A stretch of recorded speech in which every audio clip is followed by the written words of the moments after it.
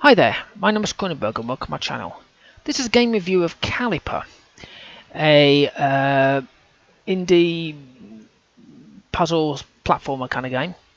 The developer is Tort, T-O-R-T, and the publisher is Conglomerate 5, the number 5. Came out in 2017, it's got positive reviews, and it's currently for, well, it's normally for 89 pence in Steam, but in the sale it's down to 44 pence. Single player and trading cards, and it's for Windows 7. The wording doesn't make any sense, but I'll read it anyway. All or something is preventing and helping, freezing and melting, breaking and slipping, glowing and fading. The devices are subordinated with the common laws of a puzzle. That is melted, that will not be frozen and will not swim. But there is something on fire that drowning and freezing. The ice bridges are not for the fire coals. The steps in the portal come from the place of falling, clamping of us or a star. Yeah, it tells you everything, doesn't it? Now, I've played as much of this game as I humanly can. I explained in my Let's Play, which I've linked to the end of this video, but I'll explain the actual game in itself. So basically, you go into each portal, like the thing, to turn it to. Basically, you're trying to turn it to green. So you go in through the yellow doorway, and you're presented with a puzzle where you've got to move blocks about. And basically, you have to kick or punch the blocks to get to the star, and eventually then click the button. Now, you need the stars. It's not like some games where I'm thinking of things like Trials Fusion, things like that, a racing game, where you can collect stars, but you don't need the stars, or you can maybe just kick one from one and one from another, and think, well, how many stars do I need to get to this one? Oh, I need 20. I've only got 19. I'll go and redo it again for something else. It's not like that. You need the stars to go to the next level, no matter what. So it's an extra thing, at least as far as I could see, anyway. Now, if you get the blocks that are stone, they only move once, one forward, one step. Whereas the ice blocks just sim across the ice quite merrily into the water, unless there's something stopping it at the other end.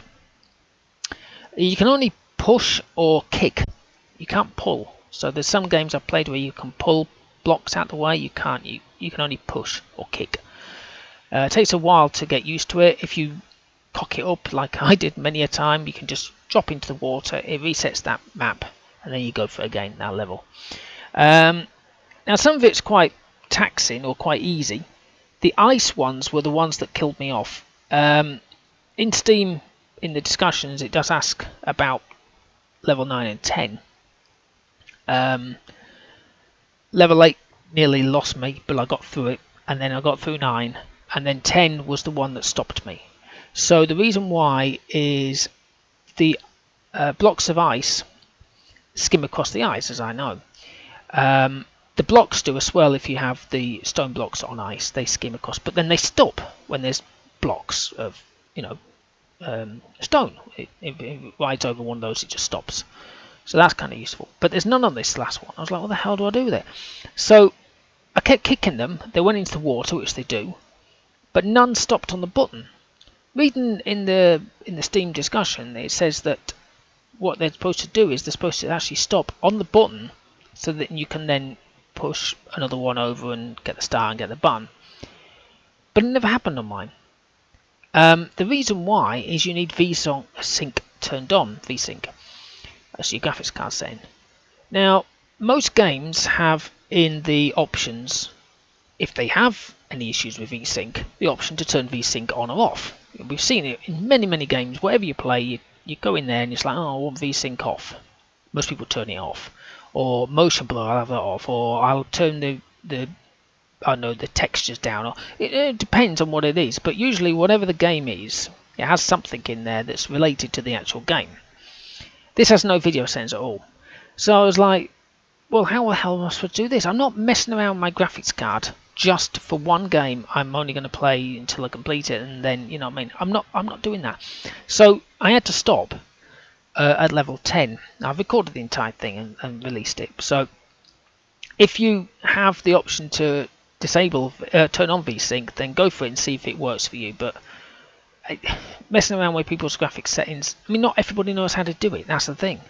Especially if you've got a laptop or anything like that, you might be like, I don't know how to do these onboard graphics. How do I turn this off? And you know what I mean. So I think it's a bit poor for that point. The entire game up to that point was really exciting. It's really enjoyable. It's cheap, so I would say if you want to go for it, you maybe get to level 10 like I did, and then you go can't go any further. But you've not. It's about like what I've done 3 hours of it so far. Well, 3 hours fully. So it's not that bad for 3 hours for 44p. I mean, come on. Or whatever it's 89p normally. So yeah. So do I recommend it? Yes, I do. In that respect, that be warned that when you get to level 10, you might stop unless you want to be messing around with your graphics settings. If you don't want to, then there you go. I don't know what's on after that level, but you can't go any further. I walked into one and it said you need so and so stars. Not bugger. Okay. Anyway, there you go. So like I said, I've linked at the end of the video so you can have a look at it. Hopefully you've enjoyed watching this game review of Caliper. Like I say, please subscribe to my channel. I've got plenty of other game reviews of adventure or puzzle games. Give me a thumbs up if you liked the video. Leave a comment in the comment box below. Have you completed this game? Did you turn off your VSync or whatever it is? Or did it just work?